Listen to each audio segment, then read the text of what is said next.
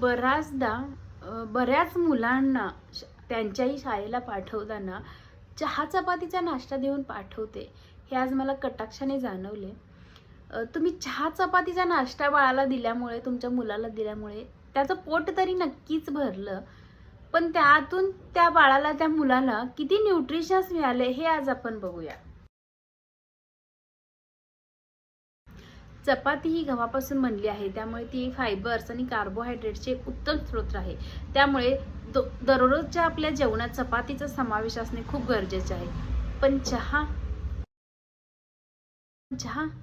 चहामध्ये टॅनिन नावाचे एक घटक असतं की ज्यामुळे दररोजच्या आहारातून मिळणारे लोह शरीरात ॲब्झॉर्ब होऊन देत नाही आणि त्यामुळे रक्ताची किंवा हिमोग्लोबिनची कमतरता निर्माण होते.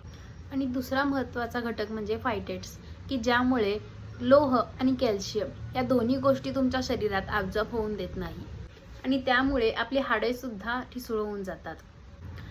तिसरा महत्त्वाचा घटक, चहामध्ये किंवा कॉफीमध्ये कॅफीन आहे, which is a strong stimulant, ज्यामुळे चिडचिडीपण येणं किंवा कॉन्सन्ट्रेशनची कमतरता जाणवणे किंवा अचानक एनर्जी ड्रेन होऊन आपल्याला पुन्हा चहाची गरज आहे असे भासणे, ज्याला आपण टी ॲडिक्शन, चहा ॲडिक्शन असं म्हणतो.